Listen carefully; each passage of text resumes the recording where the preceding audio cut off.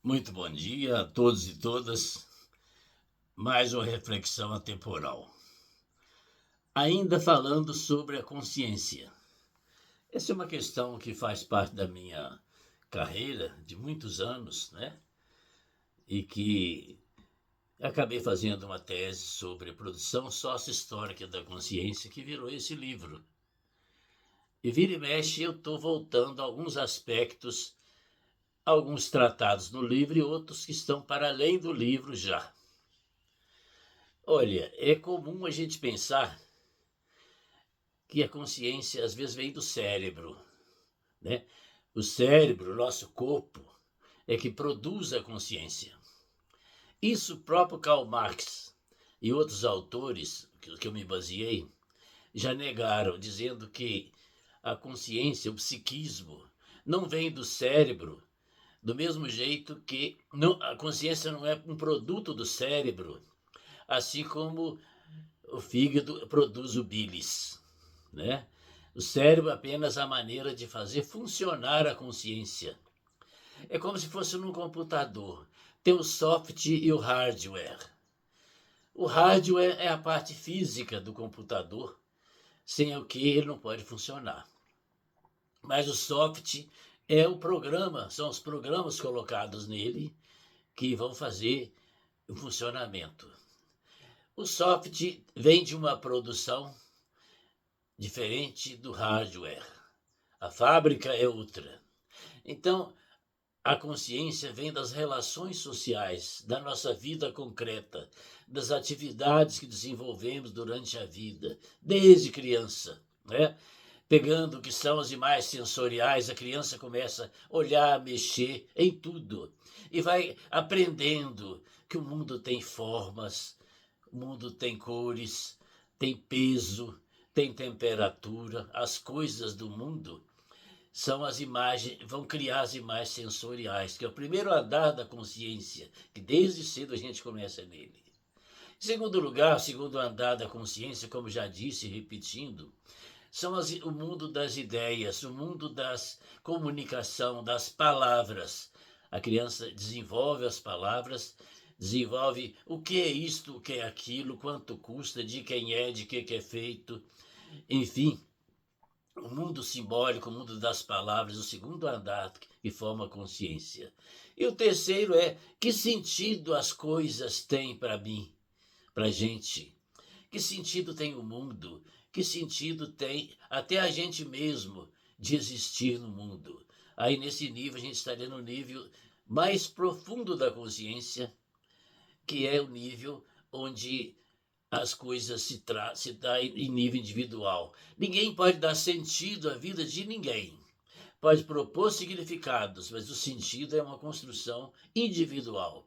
É experienciado pela pessoa. Então aí se forma a consciência, e eu já falei muito disso. O que eu quero colocar hoje, e que aparece muito, é o seguinte, né?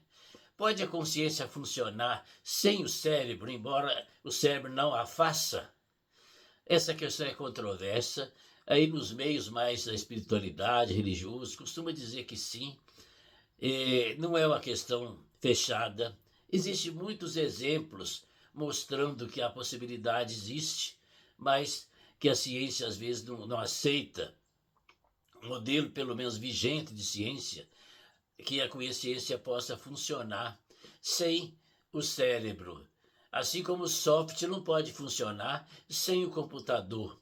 Ou o pendrive, onde ficam gravadas experiências, falas, músicas, tem que ser colocado numa caixa de som para ele ver, mostrar o que está lá dentro dele.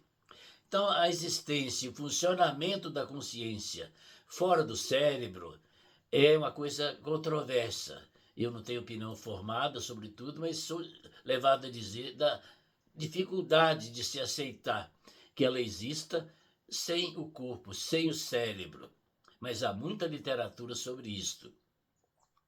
O que não quer dizer que o cérebro a faça, redundantemente falando, mas é condição de funcionamento.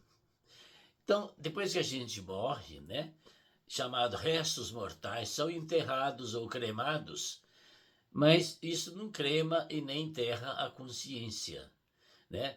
o vivido da pessoa, o conteúdo, essa coisa toda, ele permanece.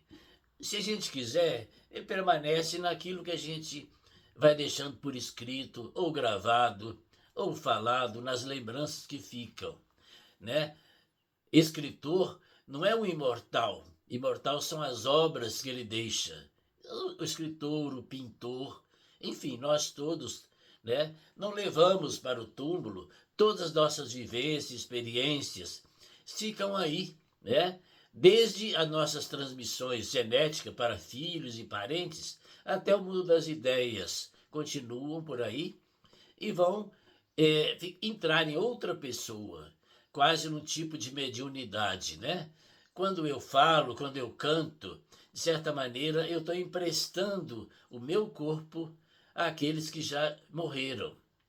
Seja na linha intelectual das ideias, o Rubem Alves, o Paulo Freire, que sempre falo aqui, seja o Geraldo Vandré, outros músicos também que já não existem, mas que, quando canto a música deles, de certa maneira, me sinto um médium, um intermediário, através do qual eles falam e cantam. Então, esta é a questão que a gente tem de concreto. A consciência fica, né, nas nuvens, digamos assim, aguardando que possa ir para um cérebro, para um corpo e funcionar.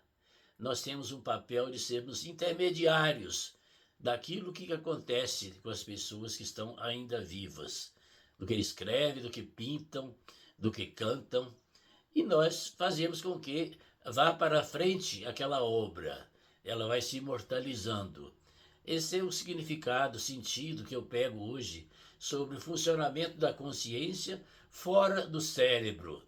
Agora, há muitas maneiras de pensar isto, como eu disse, mas não quero entrar no terreno aqui, no terreno mais da espiritualidade, da religião, que vai ter outras interpretações sobre o funcionamento da consciência fora do corpo, fora do cérebro.